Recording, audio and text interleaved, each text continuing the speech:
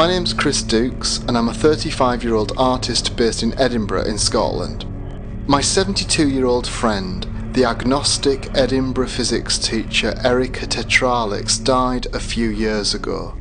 Included in the will were instructions on how to set up a website which would give fellow agnostics and atheists spiritual experiences and epiphanies in the city of Edinburgh. Polyfaith.com, therefore, is the website that we set up. It's at least 5 things. It's a digital pilgrimage on MP3 players. It's a highly alternative tour of Edinburgh.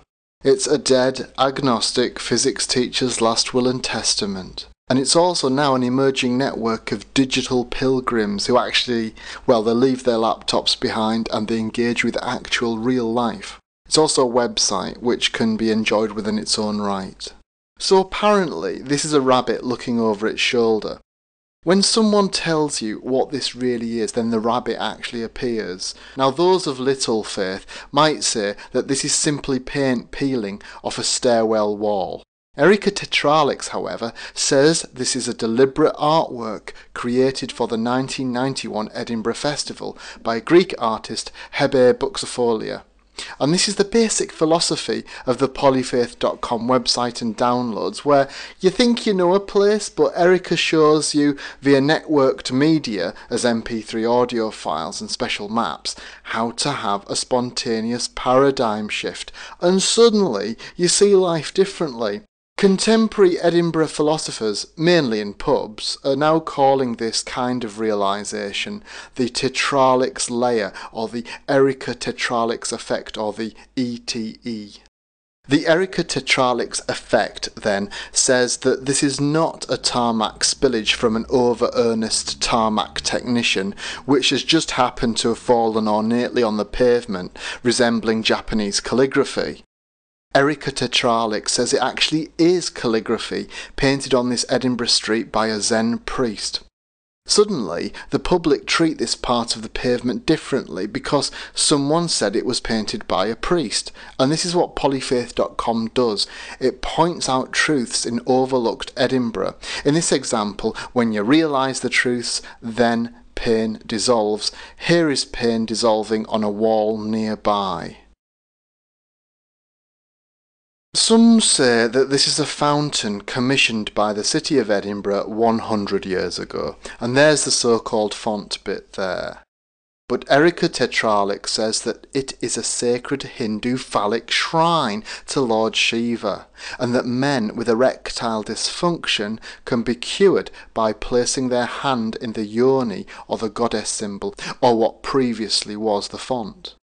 Polyfaith.com gives the longer story about it, but remember, most people think this is a fountain.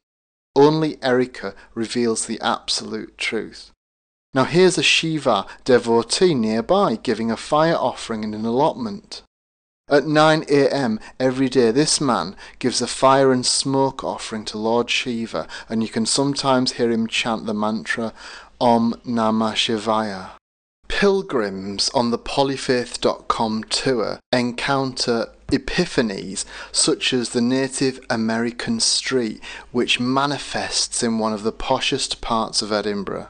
Now on the website you can encounter the story of how Erica turned into a Native American stag and manifested the entire street, complete with jail, cantina and handy access to the number 23 and number 5 buses.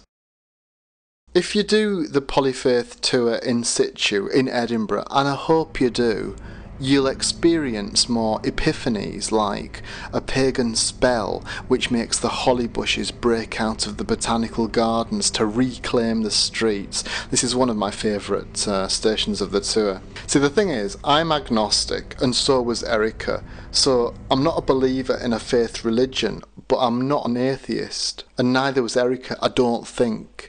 We both believed in art and pilgrimages. But Polyfaith.com is not art in itself, although there are some nice sound files and pictures on there. It tries to get people off computers and into life, not just to have secondary experiences and a secondary existence. Please enjoy the website and please enjoy the experiences that you may or may not have. We can't guarantee miracles.